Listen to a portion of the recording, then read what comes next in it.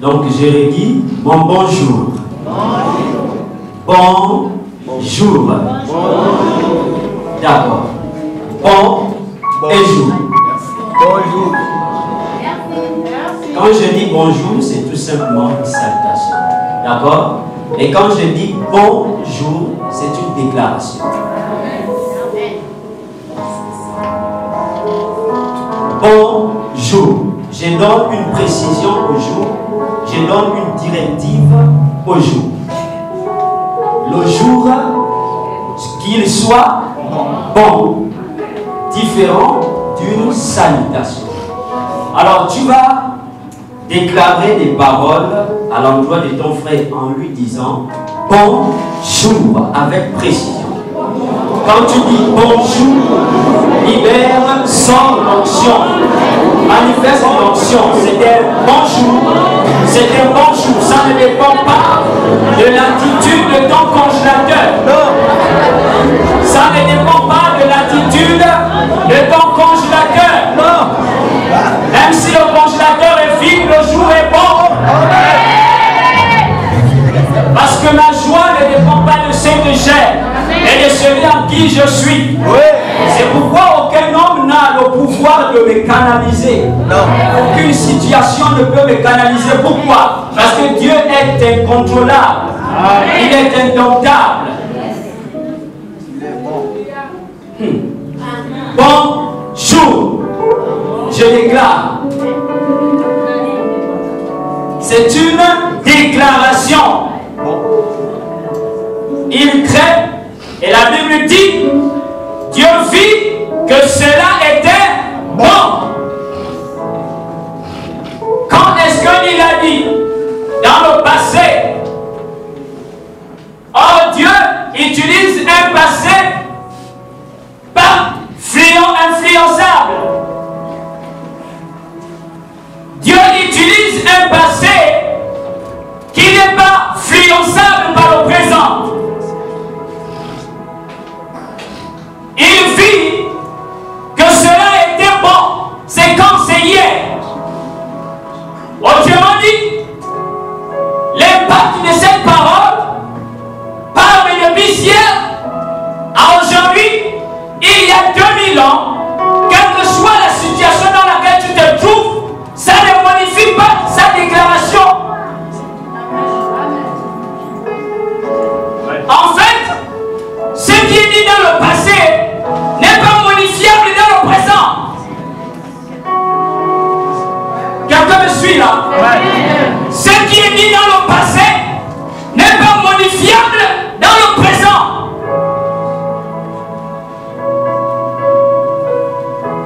Je suis en train de dire à quelqu'un ce matin, le présent ne t'apportera plus rien, car tout est accompli depuis dans le passé. Amen.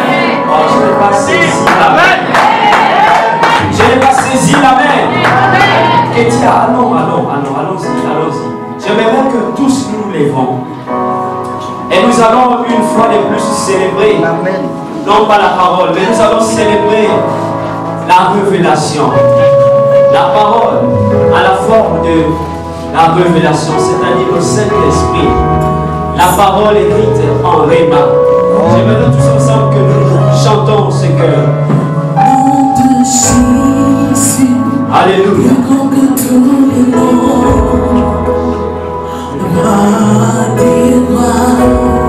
Ouvrons nos cœurs. Le nom de Jésus. Alléluia. Plus grand que tous les noms. Alpha, Omega. Aucun nom n'est comme le sien. Allons-y. Le nom. Je veux entendre le peuple chanter pour vous.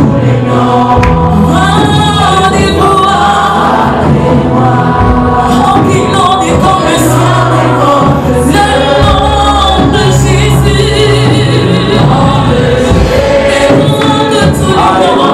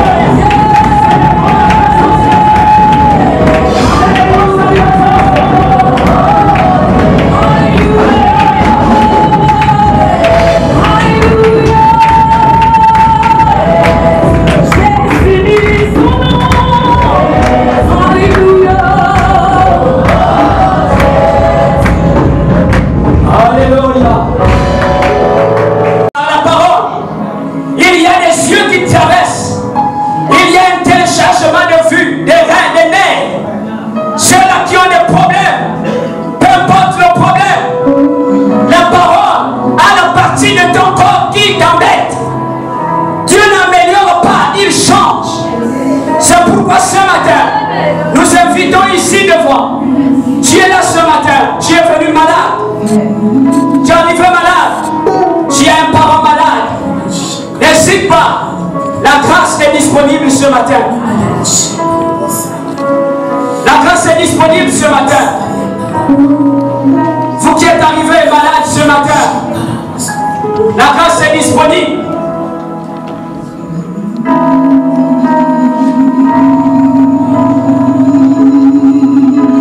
Alléluia. N'hésitez pas, n'hésitez pas. Vous avez un parent malade à l'hôpital, n'hésitez pas. Venez, nous allons prier pour cette personne.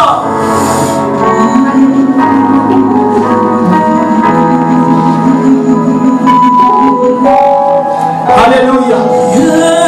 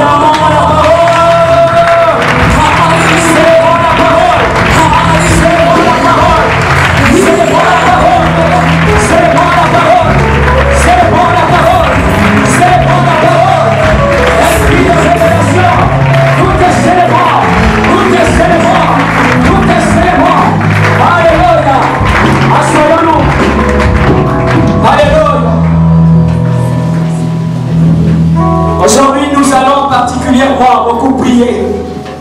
C'est la pensée que le Seigneur a mis dans mon esprit, et surtout concernant le Gabon. Nous allons beaucoup prier ce matin concernant le Gabon et la jeunesse gabonaise. Vraiment, pour cette jeunesse, nous allons prier ce matin. Notre thème de ce jour, c'est le salut de tous les peuples. Le salut de tous les peuples. Et dimanche dernier, je crois que nous avons suffisamment été édifiés sur ce qu'est le salut. Et pour le compte de ce matin, nous allons plutôt nous appuyer sur un aspect, du moins 2 aspects seulement. C'est pourquoi je vous invite à être très attentifs. Non seulement je vais aller vite, et donc soyez sensibles. Dans le livre de 2 Samuel, la Bible nous parle du déplacement de la présence de Dieu à cette époque. Et la présence de Dieu à cette époque ne se déplaçait pas à l'intérieur d'un homme, mais c'était plutôt à l'intérieur d'un coffre. Et ce coffre, on appelait le coffre de l'Éternel. C'est-à-dire qu'un simple coffre, on a conçu et on a gravé le nom de l'Éternel. Juste le nom de l'Éternel. Et les personnes couraient, soupiraient après le coffre. Est-ce que vous êtes là? Juste après le coffre. Mais qu'avait ce coffre comme particularité? Le nom de l'Éternel était inscrit sur le coffre.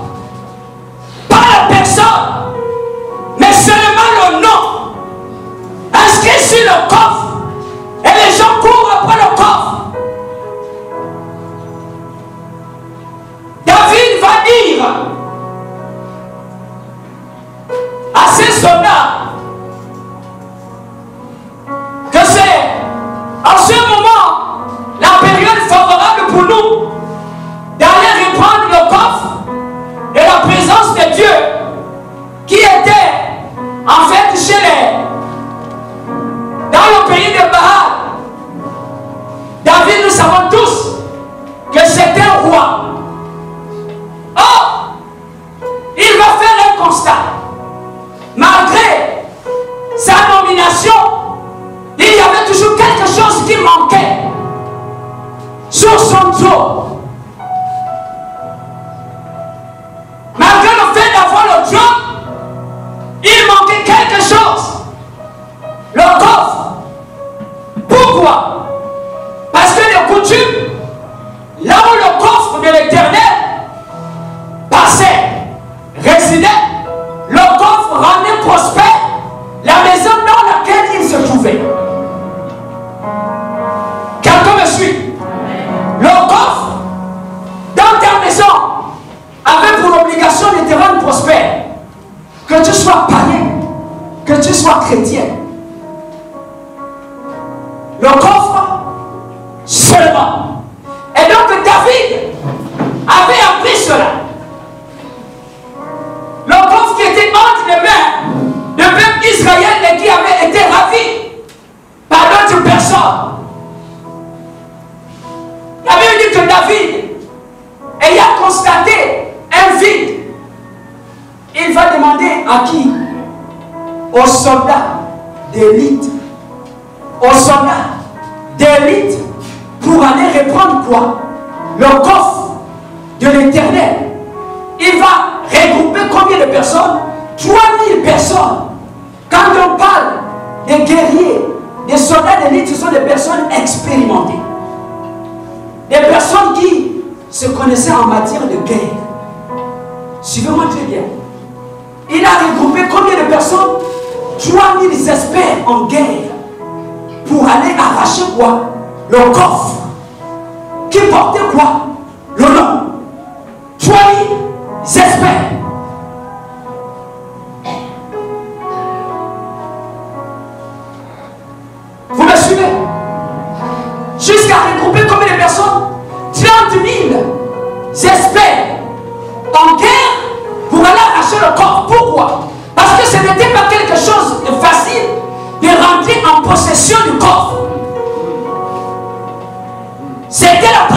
de Dieu. Et donc, peu importe la personne qui était en possession de cette présence, déployait toute son énergie pour ne pas la partager.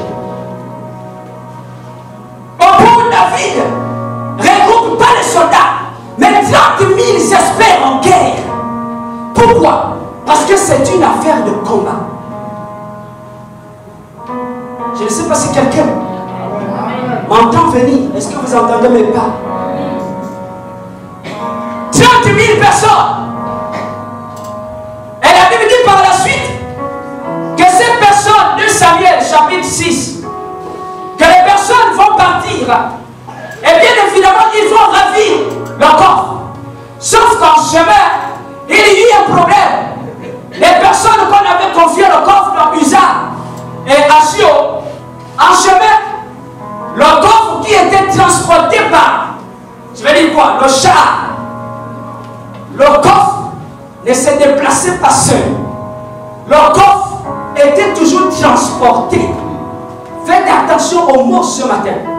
Le coffre était toujours transporté sur des chars afin de le ramener où? À Jérusalem. Or, c'est juste qu'en route, le coffre s'est incliné. Et Uza a, je ne sais pas ce qu'il voulait faire. Et pourtant, ce n'était pas mauvais. Il voulait soutenir la présence de l'Éternel. Donc, le coffre qui voulait tomber. Et la Bible dit qu'à l'instant, il a été frappé de mort. Quand David a vu ça, il a dit jamais. Ce coffre-là ne part plus à Jérusalem. Pourquoi? Parce que si je ramène à Jérusalem, il va finir tout mon peuple. Le coffre va vider tout mon peuple. Et donc il va prendre le coffre, il va aller déposer chez un habitant de Gare, appelé Abed-Edom. Il allait déposer ce coffre là-bas. Il a dit ça ne vient pas à Jérusalem. Pendant qu'il est à Jérusalem en train de régner, 3 mois seulement que le coffre a fait dans la maison d'Abed-Edom, il a appris que cette famille avait été transformée. Cette famille était devenue prospère juste en 3 mois. À cause de quoi? Du corps. À cause de quoi? De la présence de Dieu. Il va dire, dans ce cas, les amis, on retourne arracher le corps. Mais je souligne ceci. On ne peut pas regrouper les soldats s'il n'y a pas de guerre. Amen. Pourquoi? Parce que pour avoir le coffre, il fallait que le sang coulait. Personne ne pouvait rentrer en possession du coffre sans qu'il y ait bataille. Et s'il y a bataille, c'est que le sang coule. Quelqu'un me suit? Le sang devait couler pour rentrer en possession de quoi? De la présence de Dieu. David prend le coffre, il va amener où? Chez lui, dans la cité, à Sion, encore appelée le mont, la montagne de Sion. Là où Dieu appelle dans le psaume 2 au verset 6, la montagne de ma sainteté. À cause de quoi? À cause du coffre. Maintenant, je vais nous faire remarquer quelque chose. Le coffre portait quoi? Le nom seulement. Là où le coffre passait, il rendait l'endroit prospère. L'endroit n'avait pas de choix que d'être prospère à cause du coffre. Deuxièmement, le coffre était comment? Transporté. Pourquoi? Parce qu'il y a la présence de Dieu dedans. Qu'est-ce qu'on comprend par là? La Bible dit quoi? Que désormais je n'habiterai plus où? Vous ne viendrez plus et non plus m'adorer où? Sur la montagne. Mais j'habiterai désormais où? Dans les cœurs. N'est-ce pas? Et donc le coffre, ce qui faisait la valeur du coffre, c'est des places d'un coffre pour l'être humain. C'est pourquoi je suis en train de dire à quelqu'un, celui qui a la présence de Dieu, peu importe le moment, cette personne sera toujours transportée.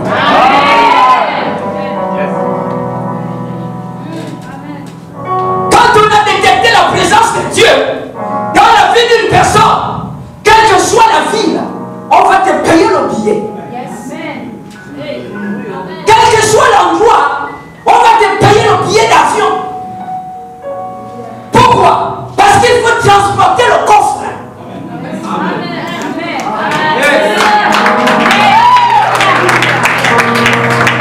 Quel que soit,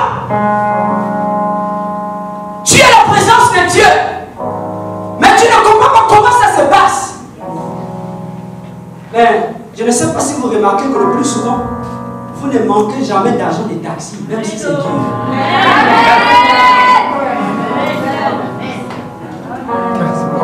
Dieu mobilise combien de gars? 30 000. Pourquoi? David va jusqu'à mobiliser 30 000 gars, 30 000 experts pour aller arracher quoi? Le coffre. 30 000 experts pour simplement aller arracher le coffre. Ça, c'est David. Parce qu'il sait que dès que j'ai ça, je suis riche.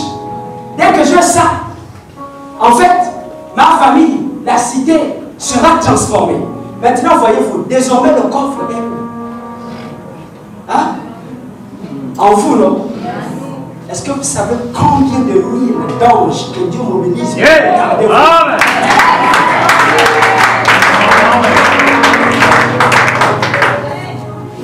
Est-ce que vous savez combien de millions d'anges que Dieu mobilise pour garder vos vies? Tout simplement parce que sa présence est en vous. En fait, vous ne savez pas encore réellement ce qu'on entend par le salut.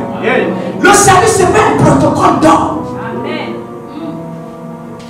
Le salut, c'est ça que tu n'arrives pas à expliquer. C'est ça le salut. Pourquoi? Parce que le salut n'est pas une méthode, c'est une personne. 30 000 pour aller arracher le coffre. Combien faut-il mobiliser des personnes pour veiller sur le coffre? À l'absence du coffre, le peuple souffrait. Le peuple vivait la dépression. Le peuple vivait l'échec. Écoutez, on dit journée nationale de la jeunesse. Mais quelle jeunesse? La jeunesse pour Christ. Si on s'arrête à journée nationale, ça n'a aucun effet. Journée nationale des jeunes, ça n'a aucun effet. Pourquoi? Parce que c'est semblable à une journée, on va dire, chômé, on dit ça comment? Chômé férié. Chômé et payé. Vous comprenez ça? Avec la journée nationale de la femme, aucune différence. Ce qui fait la différence, c'est le Christ. Donc on va dire quoi? Journée nationale des jeunes pour Christ. Mais Christ signifie quoi? Le roi. Et donc journée nationale des rois. Et vu que c'est une journée nationale, donc ce n'est plus un problème de mur. C'est quelque chose qui doit aller jusqu'aux extrémités du Gabon. C'est un problème du Gabon. Journée nationale de la jeunesse pour Christ. Or, le jeune lui seul. Est-ce que toi tu es ici? Est-ce que tu peux être en même temps à Franceville? Tu peux être en même temps dans le bois de l'eau? Est-ce que ça peut se faire? Non, bien évidemment. Mais si c'est possible, à cause du point. Pourquoi? Parce que journée nationale de la jeunesse est attachée à Christ.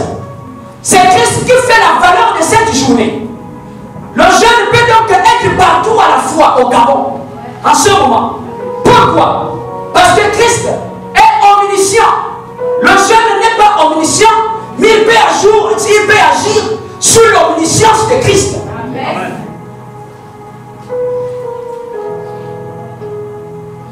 En étant Christ, tu peux être marqué. Quelqu'un me saisit. Deuxièmement, on dit que cette présence a changé même le nom d'une montagne. Une montagne, une simple montagne, qui désormais est appelée quoi? La montagne sainte. À cause de quoi? À cause de la présence de Dieu. Donc, quand Dieu descendait sur une simple montagne faite de terre, je dis bien une simple montagne faite de terre, la terre seulement prenait la nature de Dieu.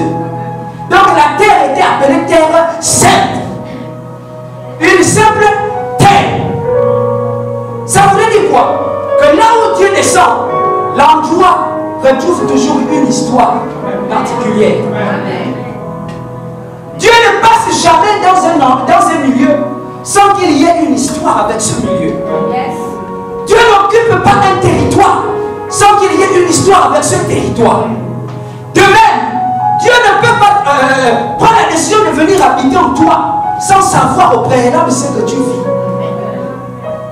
Et donc, s'il vient habiter en toi, cela sous-entend que ce que tu vis présentement a un lien avec la présence de Dieu.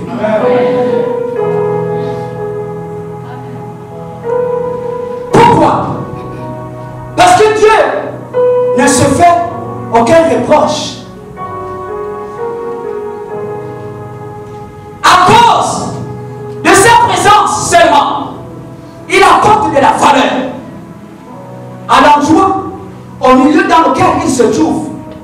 Souvenez-vous, quand Dieu arrive au puits de Jacob, avant que Dieu ne passe par là, est-ce que le puits était devenu populaire? Hein? Non. Mais quand Jésus vient seulement s'asseoir au puits, jusqu'à aujourd'hui, on ne fait que parler du puits de Jacob. Pourquoi? Parce que Jésus était passé par là. Amen. Même un puits gagne de la valeur à cause des distances jusqu'aux extrémités de la terre. Le puits ne fait que partir. Je ne sais pas si quelqu'un a saisi. Jésus arrive dans un tombeau. Dans un tombeau. Là où on enterrait tout le monde. Il n'y avait aucun sens. Mais depuis qu'il est passé par ce tombeau, même l'endroit est devenu un endroit vraiment pour les touristes. Pour des personnes qui viennent pour inspecter. C'est-à-dire qu'une simple tombe devient quelque chose d'extraordinaire. Mais vous savez qu'est-ce qui reposait là? Vous voyez, quand on perd une personne, quand une personne meurt, le plus souvent on écrit quelque chose sur la croix. Qu'est-ce qu'on écrit souvent? Ici repose quoi? Repose en paix. Mais allez-y, c'est le seul tombeau là où c'est pas écrit repose en paix. Pourquoi? Parce que Jésus ne se repose jamais. C'est-à-dire que ce que la tombe sait, c'est que Jésus est passé par là. Jésus est passé par là. Pourquoi? Jésus-Christ en lui-même, c'est le repos. Comment le repos peut se reposer dans son temps? Qui peut imposer notre repos si ce n'est lui-même? Quelqu'un me suit? Vous vous souvenez de ces femmes qui avaient l'habitude d'aller toujours embaumer les pieds de Jésus, Marie. Vous vous souvenez de Marie, n'est-ce pas? Et la Bible dit que même jusqu'à la mort, ces femmes-là n'ont pas cessé de chercher à adorer Jésus, à parfumer son corps. Jésus était où? Il était où? Dans la tombe. Très bien. Jésus est dans la tombe. Cette femme qui aimait parfumer Jésus n'était pas attachée au miracle. La Bible dit qu'après la mort de Jésus, même les hommes sont allés se cacher. Les biens sont allés se cacher. Mais les femmes ont suivi le corps. Pourquoi? Parce que les pierres, les hommes, ils pensaient dans leur conscience que comme le leader est parti, autrement dit, nous ne serons plus appelés disciples, apôtres. Pourquoi? Parce qu'ils étaient attachés aux nominations, aux titres. Mais la femme n'est pas attachée au titre, elle est attachée à la personne. Pendant que les hommes se cachaient, la femme suivait la personne. Et Dieu là, suivait réellement surpris. Pourquoi? Parce qu'il est quoi? Le chemin, la vérité et la vie. Et donc ces femmes étaient en train de suivre qui? Le chemin. Ces femmes suivaient qui? Le chemin. Qui les conduit où? À la vérité. Pour leur dire où se trouvait Jésus.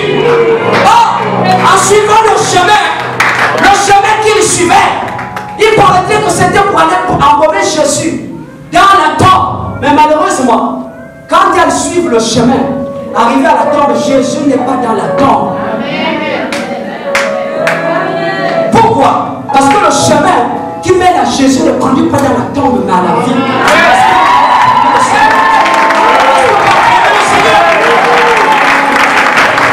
Tu ne peux pas suivre Jésus et te retrouver dans la tombe. Il savait son préalable. Donc même les 2 jours, l'enfer était obligé de libérer Jésus. Tout était calculé. Le 3e jour, il sort. Pourquoi? Parce que 3 jours, c'était trop. Ça allait être un scandale en enfer.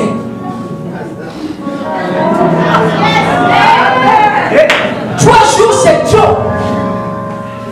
Premier jour, il est là-bas, scandale. Jusqu'à arracher les clés au séjour de la mort.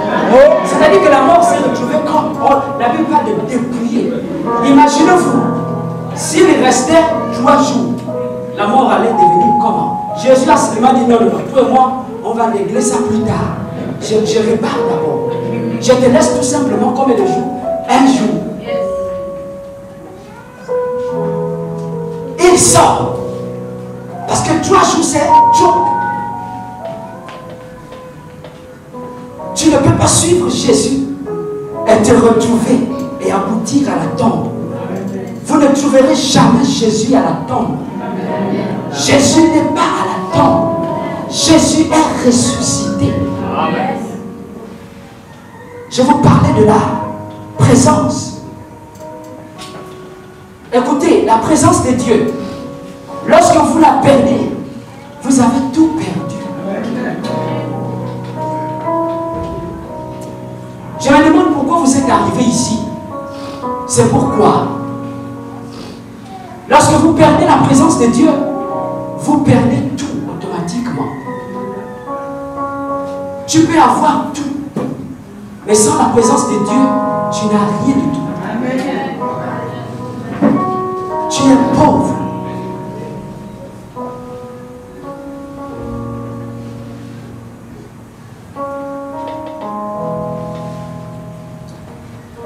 Allons-y. Ce n'était que l'entrée de Dieu. Maintenant, on l'introduit. Non, c'est bon.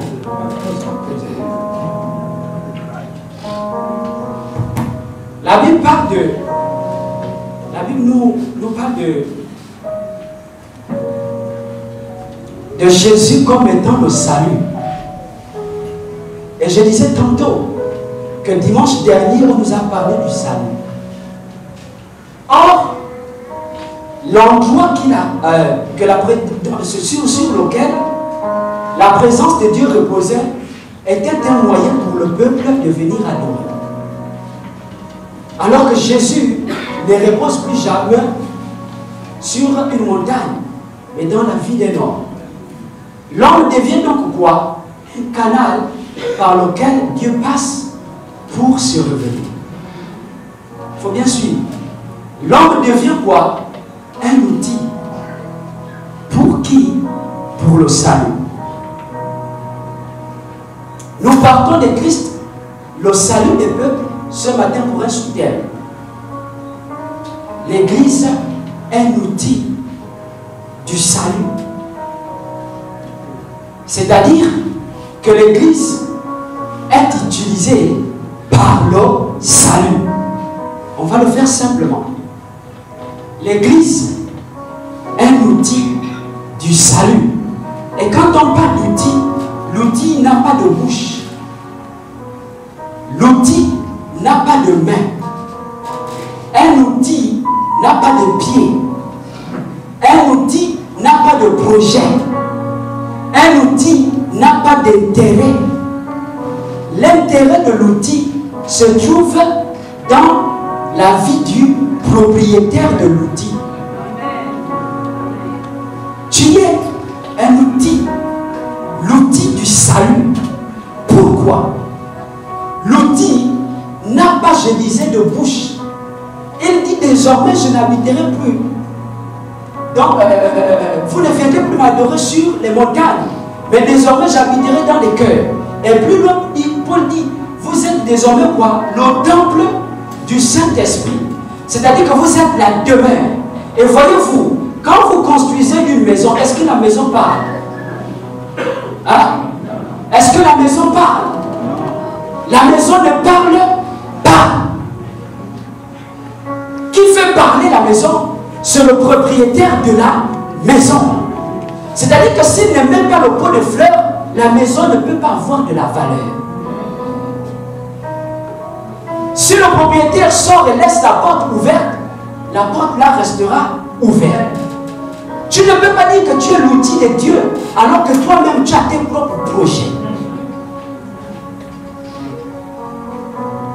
L'outil n'a pas d'intérêt. L'intérêt de l'outil, c'est l'intérêt du propriétaire. C'est-à-dire que la maison existe pour le propriétaire. La maison existe pour le propriétaire. Sans le propriétaire, la maison n'est rien. La maison ne parle pas. La maison ne bouge pas.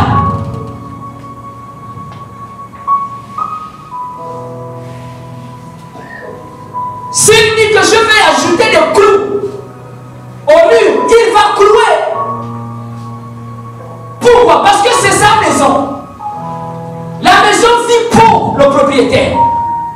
Autrement dit, nous sommes la demeure, nous sommes l'outil. Tu ne peux donc pas prétendre vivre pour le Seigneur alors que tous tes sujets de prière ne reposent que sur tes intérêts personnels.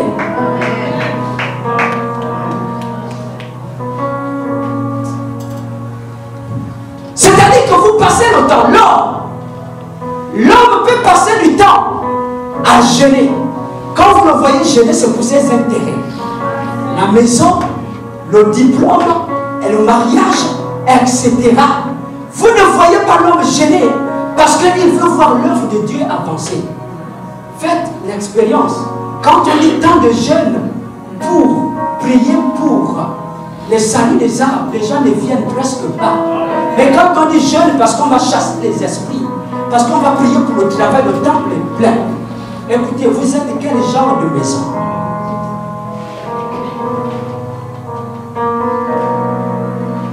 Quand vous voyez un chrétien triste, c'est parce qu'il y a un problème. Soit au niveau du travail. Quand vous voyez un chrétien triste, c'est parce qu'il y a un problème. Soit avec les enfants. Les enfants n'ont pas de taxi, etc. Mais vous ne pouvez pas voir un chrétien triste parce qu'il n'a pas annoncé l'évangile.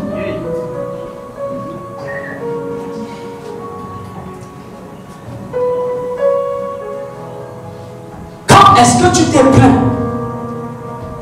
Parce que ça fait presque un mois, tu n'as pas prononcé le nom de Jésus devant une personne. Quand est-ce que tu t'es plaint? Quand? Mais quand le congélateur est vide, c'est là où on reconnaît que la grâce de Dieu est disponible.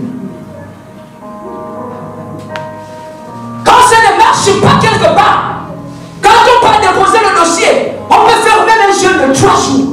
Pourquoi? Parce que c'est pour notre propre intérêt. Or, l'outil n'a pas d'intérêt personnel.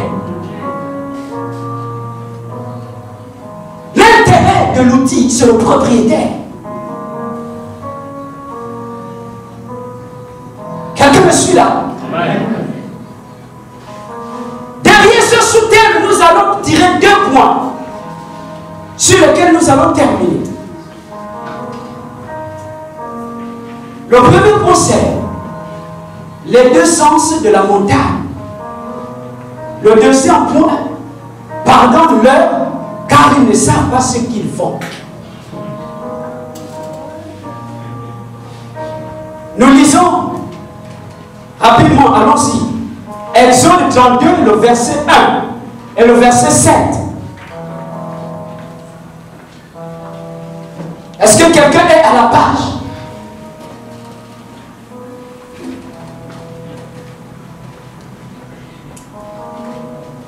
Quelqu'un là? Oui, allons-y. Exode 32, le verset 1 et le verset 7. Il est écrit: quand le peuple s'aperçut que Moïse tardait à redescendre de la montagne, il se rassembla autour d'Aaron et lui dit: alors, fabrique-nous des dieux qui marchent devant nous, car Moïse, cet homme qui nous a fait sortir d'Égypte, nous ne savons pas ce qui est arrivé. Au verset 7, l'Éternel dit à Moïse: va, redescends, car ton peuple que tu as fait sortir d'Égypte se conduit très mal. Alléluia. Amen. Nous lisons les deux sens de la montagne. Dieu dit à Moïse: pendant que tu es ici, le peuple que tu as laissé en bas est en train de se détourner de ma face. En parlant à Moïse, cela signifie que Moïse était déjà à la montagne.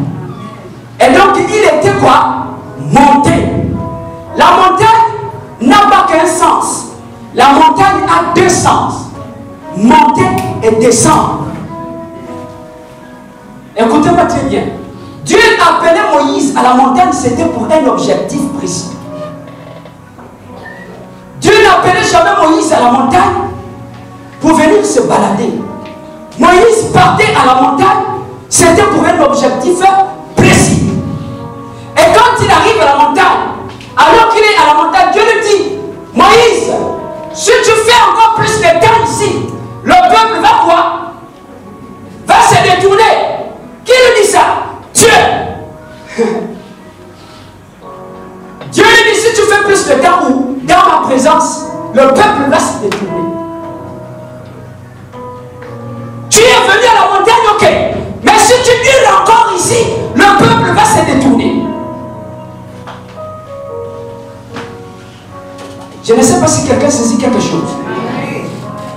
La montagne a deux sens. Quand tu y vas, c'est pour prendre quelque chose. C'est pour te ressourcer à la montagne. C'est pour recevoir les grâces. Mais il dit à Moïse: Moïse, descends.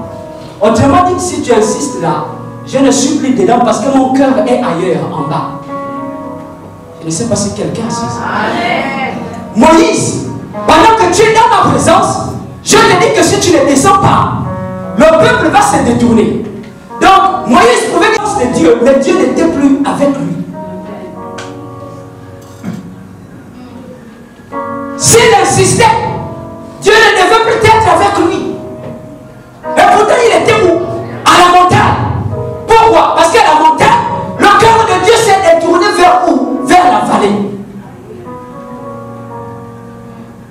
Il dit: tu mets du temps, Moïse. Tu es venu, maintenant tu as duré. Il faut que tu redescendes vers la vallée. Pourquoi? Parce qu'à la vallée, le peuple est en train de se détourner. Écoutez-moi, chers frères. La montagne, c'est la chambre haute. La montagne, c'est un séminaire. La montagne, c'est un programme. La montagne, c'est un endroit qui te permet de recevoir des dieux. Mais quand tu reçois des dieux, ce n'est pas pour rester à la montagne, c'est pour les bâtir. Autrement dit, toutes les personnes qui viennent à la présence de Dieu, tu viens pour que Dieu te baptise. Après t'avoir baptisé, tu as reçu le parler en langue. Dieu te dit que ce parler en langue là, ce n'est pas pour la montagne ici, c'est pour la vallée. Descends de la montagne.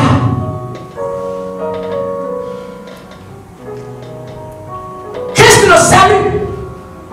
Tu peux. On ne va pas à la montagne pour aller mettre du temps. On va à la montagne avec un objectif.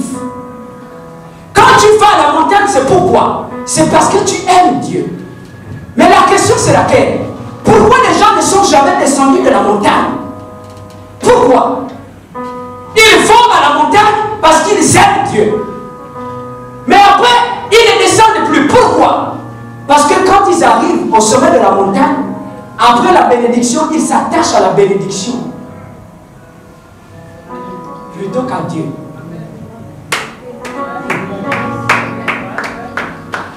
Les gens sont restés à la montagne. Pourquoi? Parce qu'ils ont aimé les choses de la montagne plutôt que le propriétaire de la montagne. La montagne est un endroit, comme les autres le disaient hier, de casernement. Les gens sont restés à la montagne, enfermés dans les églises. Parce que là, ils reçoivent les dons. Ils reçoivent. Et quand ils reçoivent les dons, ils s'attachent aux dons plutôt qu'à celui qui leur donne les dons. Les gens vont à la montagne pour chercher le travail. Et quand Dieu leur donne le travail, ils restent à la montagne. Or, quand Dieu donne le travail, c'est pour que Dieu les descende pour la vallée.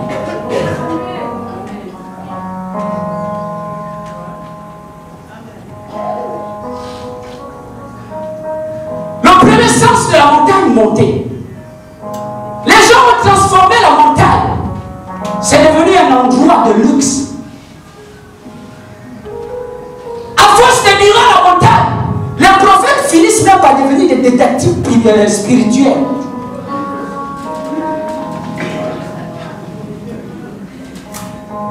Ils vont à la montagne. Mais quand vous tirez à la montagne, ça devient l'habitude. Vous fermez un camp à la montagne. Or, l'endroit à la montagne, au sommet, c'est petit. Donc, on ne peut pas mettre du temps là-bas. Et qu'est-ce qu'ils ont fait? Ils ont adopté des stratégies au sommet de la montagne pour pouvoir y rester longtemps. Donc, ils ont introduit le modernisme. Les gens vont à la montagne avec les deux pieds. Ils vont à la montagne. Quand ils arrivent à la montagne, avant que Dieu leur ait béni, ils deviennent des infirmes, incapables de les descendre. Les gens vont à la montagne parce qu'ils n'ont rien, ils n'ont pas d'argent. Quand ils arrivent à la montagne, Dieu les bénit, ils deviennent des manchots.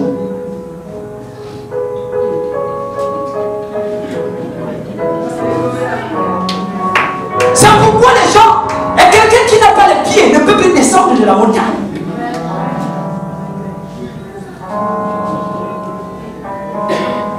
La montagne n'est pas un endroit où les gens viennent se gonfler là-bas.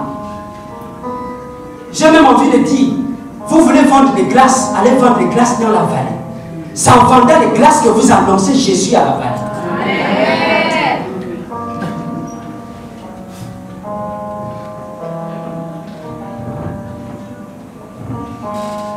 Parce qu'ils aiment Jésus. Et donc ils vont dans la présence de Dieu. Ils vont s'attacher quoi? À ce que Dieu leur donne plutôt qu'à Dieu. Or, il y a une différence entre aimer Dieu et avoir le cœur de Dieu. C'est deux choses différentes. Attention. Le problème aujourd'hui au niveau de l'Église, c'est que les gens aiment plus Dieu, mais les gens n'ont pas le cœur de Dieu.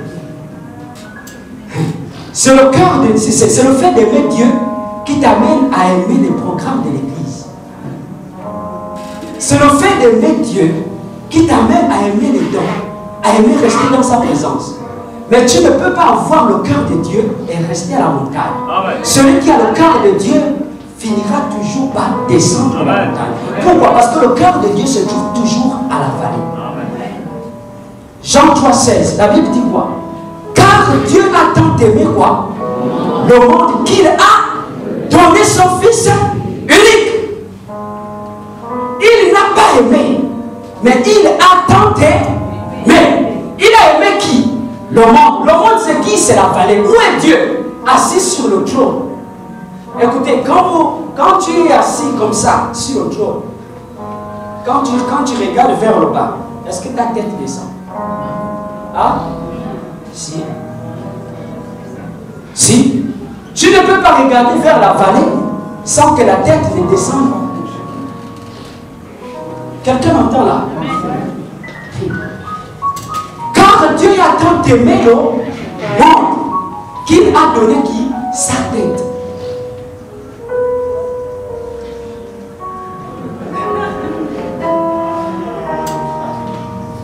dire que nous sommes quoi? Le corps. Christ est la tête. Et donc, quand l'homme pêche, l'homme perd de quoi? De tête. Et celui qui n'a pas de tête se balade n'importe comment. Ouf. Ouf. Ouf. Comme il a tant aimé l'homme, il est obligé de donner sa tête. Donc, Christ. Pourquoi? Parce que l'amour qu'il avait ne pouvait pas lui laisser indécisif. On ne peut pas avoir le cœur de Dieu et demeurer à la montagne. C'est pas possible.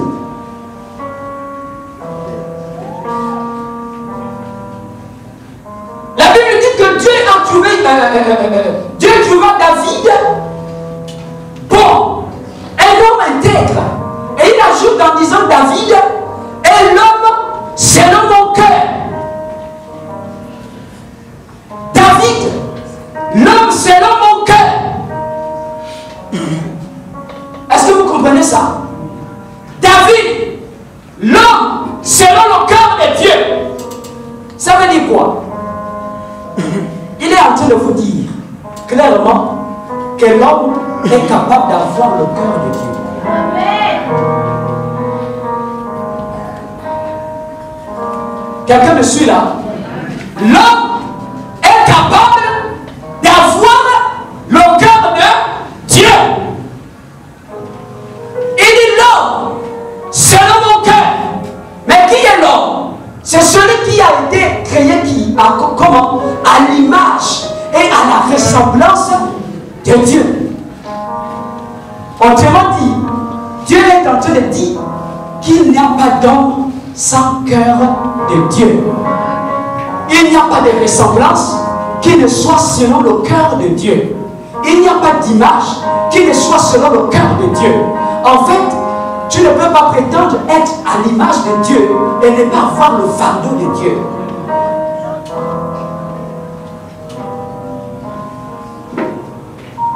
Tu ne peux pas être appelé l'homme à l'image de Dieu et ne pas avoir le cœur de Dieu. Pourquoi? Parce qu'il n'y a pas d'image sans cœur. Il n'y a pas de ressemblance sans cœur.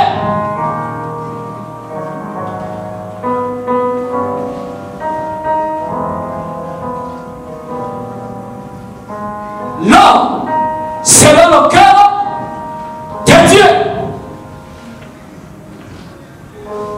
Est-ce que vous vous souvenez de Jean, le disciple que les gens appelaient celui qui était le plus aimé de Jésus? Alors, la Bible nous dit même que Jean un jour est parti jusqu'à aller mettre sa tête sur la poitrine de Jésus. Jean allait se reposer même sur la poitrine de Jésus. Pourquoi? Pour entendre les battements du cœur de Jésus. Quelqu'un m'entend là? Jean, pour entendre les battements du cœur de Jésus, devait aller poser sa tête sur la poitrine de Jésus. Or, David est qui? L'homme selon le cœur de Dieu. Autrement dit, écoutez-moi très bien, le monde a besoin d'entendre battre le cœur de Dieu. Le monde a besoin d'entendre battre le cœur de Dieu. Mais où est-ce que le monde peut-il trouver le cœur de Dieu? Vous êtes là? Jean, l'homme selon le cœur de Dieu. L'homme a un cœur social. L'homme a un cœur aimant.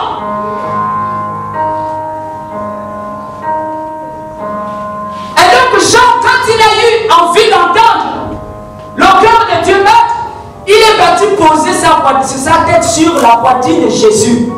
Et là, il entendait battre le cœur de Jésus. Or, David est l'homme selon le cœur de Dieu. Autrement dit, Quand le peuple d'Israël avait envie d'entendre battre le cœur de Dieu, il devait déposer la tête où?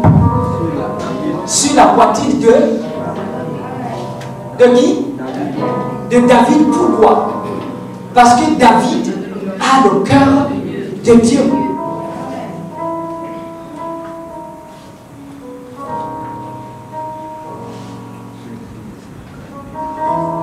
La vallée a besoin du secours de la montagne. La vallée attend tout de la montagne. Et Dieu m'a dit hier que va dire au peuple de sortir, de descendre de la montagne. On a suffisamment parlé en langue sur la montagne. On a suffisamment prophétisé sur la montagne.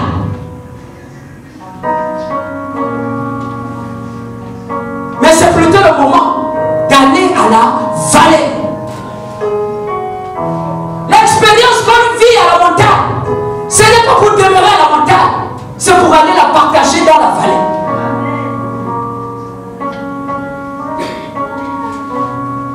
Sortons des casernes. Descendons de nos montagnes. Repartons à la vallée.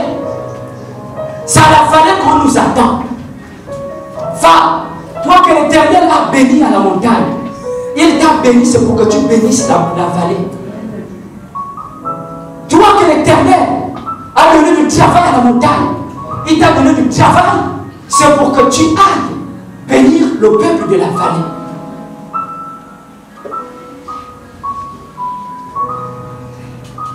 Il a fait de toi un prophète, c'est pour aller annoncer au peuple de la vallée les oracles de l'Éternel. À force de Dieu demeurer à la montagne, comme je le disais, on finit par devenir des détectives spirituels. Passer du temps maintenant à fouiller les sorciers dans l'église. Or, ce n'est pas ça le rôle. Dieu a fait de toi un prophète, c'est pour aller d'abord à la vallée, à la vallée, à la vallée, à la vallée, à la vallée.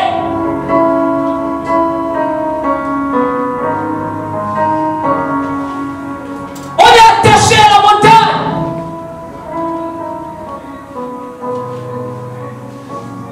À la montagne, c'est bon. À la montagne, j'ai les amis. J'ai mon frère du quartier. Tous nous sommes des poulous à la montagne. Tous nous sommes des djabis à la montagne. Nous sommes des vents. Nous sommes des Obama à la montagne. Il dit c'est pas la montagne qu'on vient faire des attroupements. La montagne n'est pas faite pour les attroupements. Descendez. Moïse descend. Moïse descend. Parce que tu es en train de perdre du temps. Tu jeûnes. Depuis que tu jeûnes pour le travail, tu ne te fatigues pas de jeûner pour le travail ici à la montagne. Descends!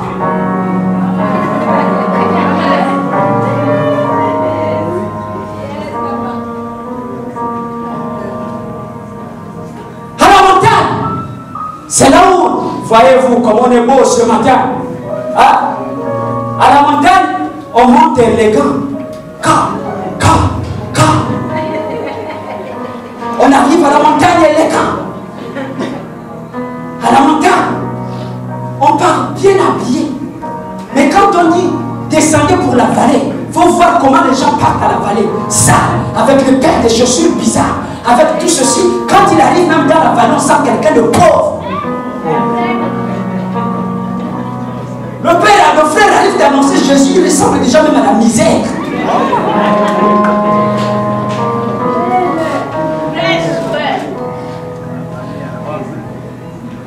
Ils sont frais à la montagne.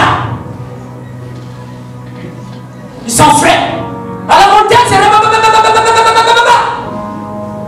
mais à la vallée, chez eux, c'est. À la vallée, on passe le temps à insulter les voisins. À la vallée, ce sont les mépris. À la vallée, c'est le problème.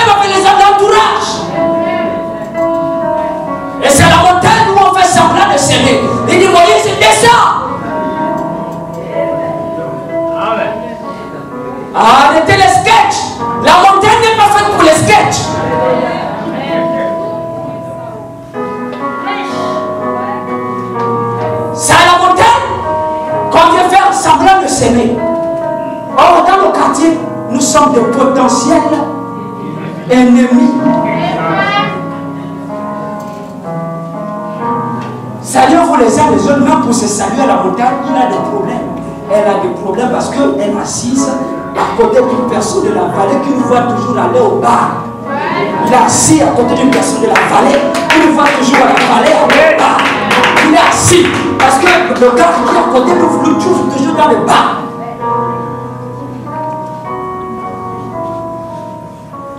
C'est pourquoi il ne peut plus redescendre à la vallée. Pourquoi? Parce qu'à la vallée, on le connaît.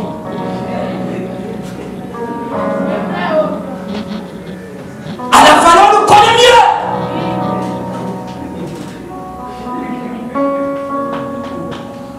On est frais ici. Et quand on sort de chez nous pour aller au travail, les jeeps s'arrêtent à quelle distance? Quand on est à la vallée, on s'habille comment? Quand on est ici à la montagne, on joue aux évangélistes. On joue aux évangélistes, le programme on part. Mais quand tu es chez toi, même le propre voisin qui est là même pour dire Jésus t'aime, tu ne peux pas.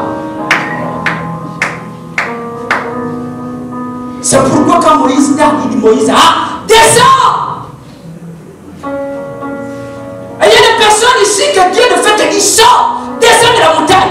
En fait, il y a des programmes qui ne vous concernent plus. Amen. Il y a des programmes qui ne vous concernent plus. Tu arrives au départ de recevoir le baptême du Saint-Esprit, ça là tu as fini avec. Descends la vallée.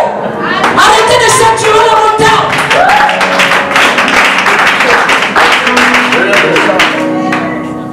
Depuis le dimanche, il y a toujours les mêmes messages. Toujours les mêmes messages. On a poussé les mêmes messages. Tu fais quoi là? Tu fais quoi là?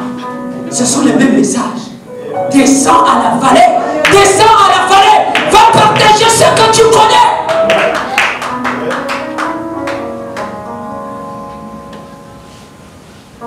On est là en train de se serrer.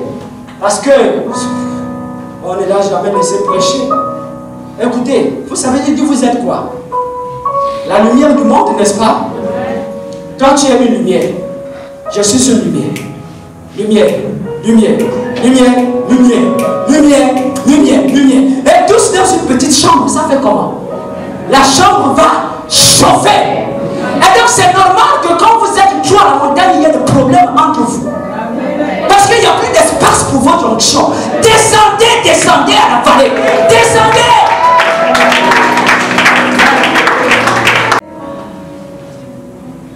La montagne est saturée. Saturée. C'est à la montagne qu'on vient. Il n'y a pas de souci. On va faire les tontines à la montagne, il n'y a pas de problème. Mais je crois que les tontines seront plutôt plus bénéfiques pour le peuple de la vallée.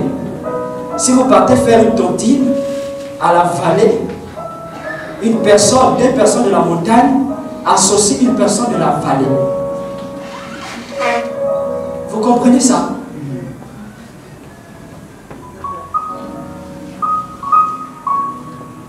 La Bible dit quoi? Matthieu 23. Matthieu 3, pardon. Allons-y, Matthieu chapitre 3.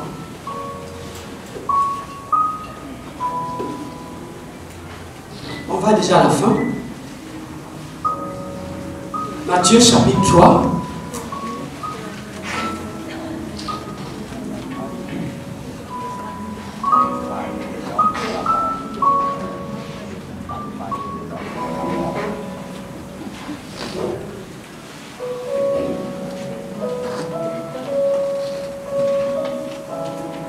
Que quelqu'un me dise les 5 premiers versets.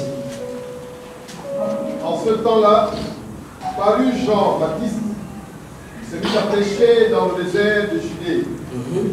Il disait, changez, car le règne des cieux est proche. Ces gens que le prophète Ésaïe a annoncé lorsqu'il a dit, on entend la voix de quelqu'un qui crie dans le désert. Oui.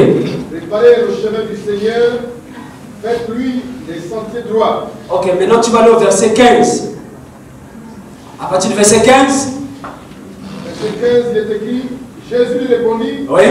accepte pour le moment qu'il en soit ainsi, car c'est de cette manière qu'il nous convient d'accomplir tout ce que Dieu demande. Là-dessus, Jean accepta de le baptiser. Continue. Aussitôt après avoir été baptisé, Jésus sortit de l'eau. Oui. Alors le ciel s'ouvrit pour lui et il vit l'Esprit de Dieu descendre sous la forme d'une colombe et venir sur lui. Oui. En même temps, une voix venant du ciel fit entendre ces paroles. Oui. Celui-ci est mon fils bien-aimé, Oui. celui qui fait toute ma joie. Alléluia. Et plus loin, on dit que dès qu'il a fini de dire celui-ci est mon fils, il fut conduit dans le désert. Chapitre 4. Maintenant, regardez ce qui suit. C'est après le baptême que l'Esprit descend pour dire celui-ci est mon fils. Le monde attend quoi? La révélation des fils. D'accord, nous partons vers la fin. C'est après le baptême que le Saint-Esprit descend pour approuver que celui-ci est mon fils. Pourquoi depuis là, il ne s'était pas révélé sur Jésus pour dire celui-ci est mon fils? Est-ce que vous vous rendez compte que c'est la première fois qu'il vient dire celui-ci est mon fils? Pourquoi? Parce que normalement, quand on est, quand on vient au monde, on commence par une étape. L'étape de quoi? Enfant. Et donc, avant qu'il devienne dire celui-ci est mon fils, où Jésus était en incubation. Vous êtes là? Jésus était incubé par le Saint-Esprit. Quand il a fini d'incuber Jésus, il dit maintenant, celui-ci est mon fils. Pourquoi? Parce qu'il est prêt à aller où? À la vallée. Vous savez pourquoi le monde continue à attendre des fils? Pourquoi? Parce que ceux qui sont à la montagne ne sont pas tous des fils. Il n'y a que des fils pour aller à la vallée. Pourquoi? Parce que quand tu n'es pas prêt, quand tu vas à la vallée, tu te fais avaler par la vallée. C'est pourquoi quand ils sont nouvellement convertis, ils arrivent à la vallée, à peine à la montagne, à peine un enseignement, ils retournent, mais dans la vallée, ils ne peuvent pas supporter. Quand ils passent, la castelle lui fait psst, psst, psst, psst. Pourquoi? Parce que la personne n'a pas encore suffisamment été incubée par le Saint-Esprit. Écoutez, ce ne sont que des fils qui sont capables de descendre de la montagne. Ce ne sont pas les enfants. Les enfants ne descendent pas de la montagne. Autrement dit, ceux qui restent serrés dans les casernes à la montagne, c'est qui? Ce sont des enfants. Pourquoi? Parce que le monde attend des fils.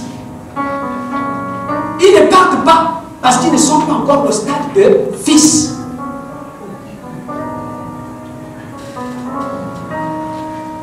Quelqu'un me suit là? Amen. Il n'y a que les fils qui vont où? À la vallée.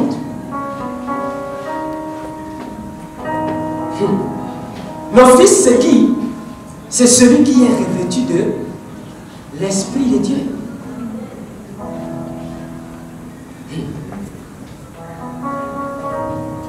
À la montagne, ils sont tous là-bas. Ils font des programmes là-bas. Ils s'arrêtent à la montagne. Tout pourrait s'arrêter à la montagne. Mais il n'y a que le Fils qui est capable d'aller à la vallée.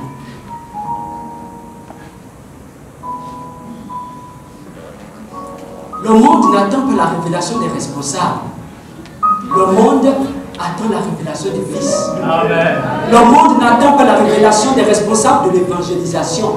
Le monde attend la révélation des fils, de ceux qui sont revêtus par l'Esprit. Parce que ce sont eux qui peuvent passer par le désert et sortir indemnes.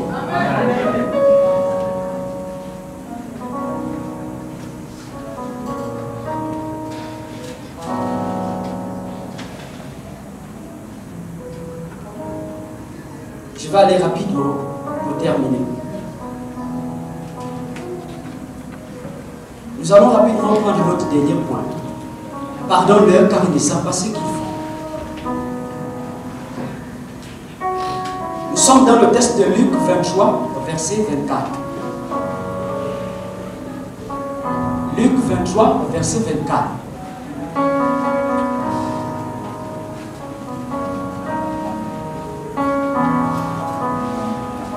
Luc 23, verset 24. Est-ce qu'il y a-t-il quelqu'un de plus dynamique là? Allons-y rapidement, le temps. Luc 23, 24, il est écrit. Merci, pasteur. Pilate décida alors de satisfaire à leur demande. On continue. Oh, oui. Il relâcha donc celui qui le réclamait, celui qui avait été emprisonné pour une émeute et pour un meurtre, et leur livra Jésus pour qu'il fasse de lui ce qu'il voulait. Pendant qu'il l'emmenait, il se saisit d'un certain Simon de Cyrène, qui revenait des champs, et l'obligèrent à porter à croix derrière Jésus. Une foule de gens du peuple le suivait. Il y avait aussi beaucoup de femmes en larmes qui se lamentaient à cause de lui. Se tournant vers elles, il leur dit: Femmes de Jérusalem, ne pleurez pas à cause de moi, pleurez plutôt à cause de vous-même et de vos enfants.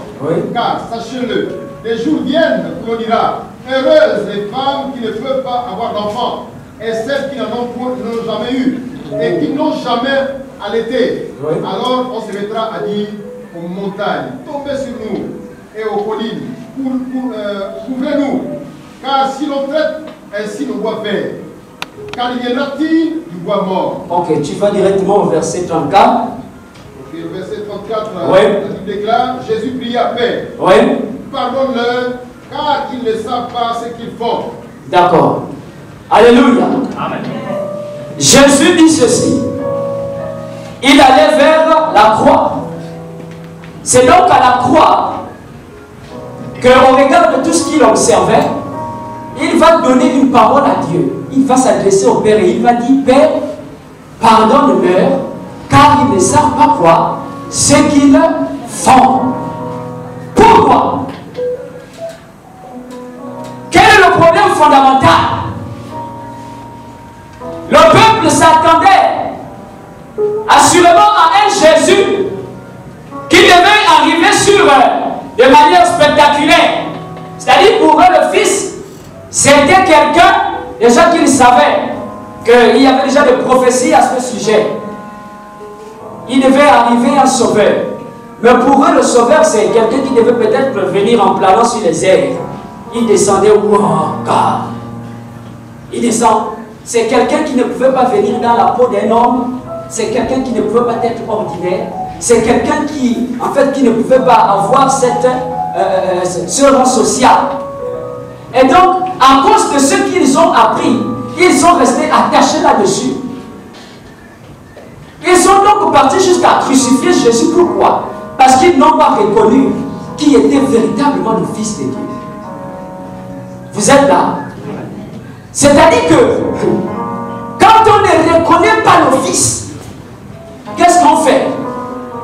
On finit par le crucifier. Quand il est pour nous difficile de reconnaître qui est le Fils de Dieu, on finit par le crucifier. Le monde attend la révélation des fils de Dieu. Oh, quand il dit pardonne-leur, c'est même des personnes, des préfets. Quand on te parle de Pilate, c'est quelqu'un qui régnait, c'est quelqu'un de très haute autorité, des préfets, des gouverneurs. Donc il dit pardonne les gouverneurs, pardonne les préfets. Car malgré leur autorité, malgré leur position, ils n'ont pas su reconnaître que j'étais un fils. Vous êtes là?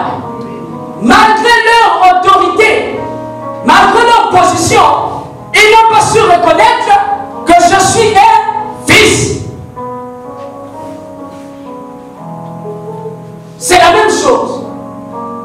Ceux qui n'ont pas la capacité de reconnaître les fils finissent par tuer les fils. Ceux qui n'ont pas la capacité de reconnaître le Fils de Dieu à l'intérieur d'une personne finissent par tuer cette personne. Je ne sais pas si je me fais comprendre. Le monde attend la révélation des fils. Or, le Fils, c'est quelqu'un qui a la pensée de Dieu. Quand on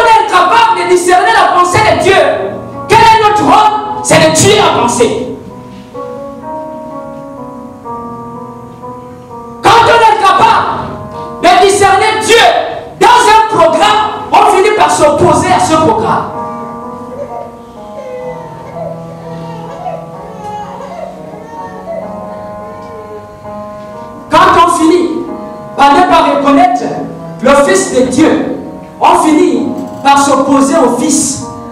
Pourquoi? C'est pourquoi vous voyez, même dans l'église, au niveau de l'église, il y en a qui, lorsqu'ils ne reconnaissent pas le dépôt, lorsqu'ils ne reconnaissent pas Dieu dans la vie d'un homme, ils vont même jusqu'à fusiller cette personne par des fusils nocturnes.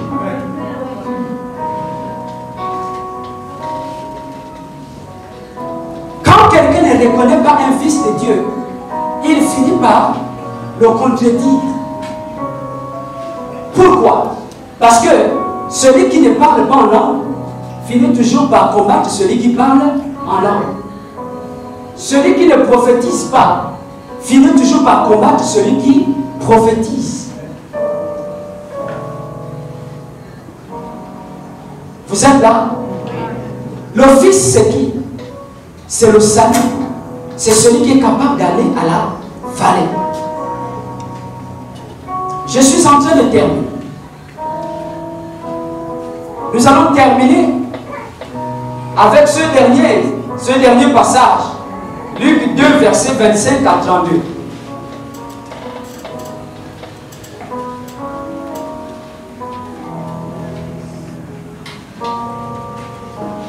Luc 2, verset 25 à 32. Il est écrit dans Luc 2, verset 25 à 32, ce qui suit. Il y avait alors à Jérusalem un homme appelé Siméon. C'était un homme droit et pieux. Il vivait dans la tente du salut d'Israël. Et le Saint-Esprit reposait sur lui. L'Esprit Saint lui avait révélé qu'il ne mourrait pas avant d'avoir vu le Messie, envoyé du Seigneur. Poussé par l'Esprit, il vint au temple. Quand les parents de Jésus apportèrent le petit enfant pour accomplir les rites, coordonner la loi, Siméon le prit dans ses bras et loua Dieu en disant: Maintenant, Seigneur, tu laisses ton serviteur s'en aller en paix. Tu as tenu ta promesse. Quand mes yeux ont vu le Sauveur qui vient de toi, et ce que tu as suscité en faveur de tous les peuples, il est la lumière pour éclairer les nations, c'est dans la gloire d'Israël, ton peuple. Alléluia. Alléluia. Est-ce que vous êtes là? Ok, levez-vous un peu, levez-vous un peu. Levons-nous un peu. On va terminer cette partie de. Après, on rentre directement à la prière. Pasteur Élisée. Il y avait alors à Jérusalem un homme appelé Siméon. C'était un homme droit et pieux. Il vivait dans la tente du salut d'Israël et le Saint-Esprit reposait sur lui.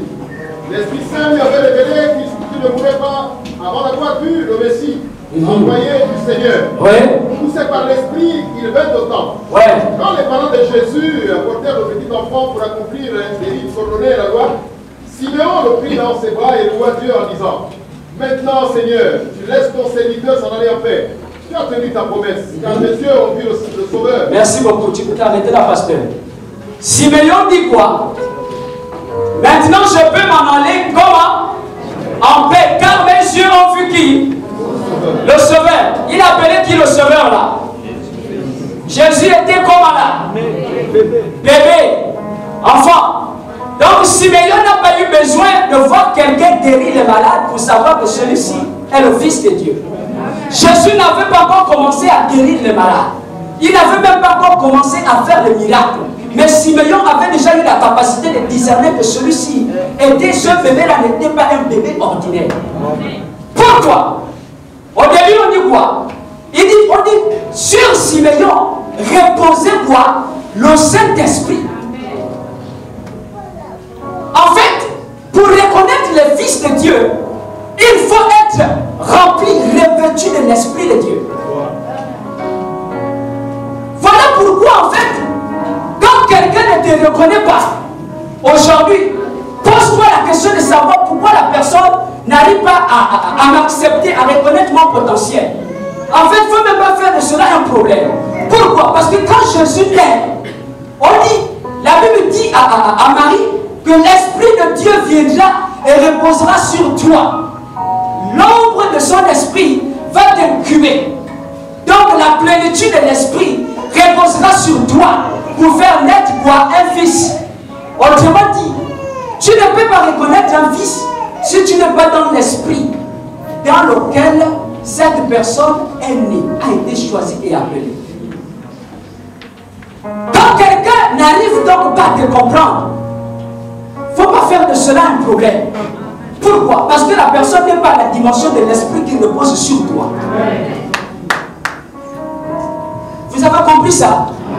Quand tu n'es pas accepté, il ne faut pas faire de cela un souci. Quand une personne n'arrive pas à te localiser, à comprendre comment tu fonctionnes, dis c'est pas grave mon frère, je te comprends. Pourquoi? Parce que l'esprit qui repose sur moi c'est un esprit supérieur. Or pour pouvoir lire ma destinée,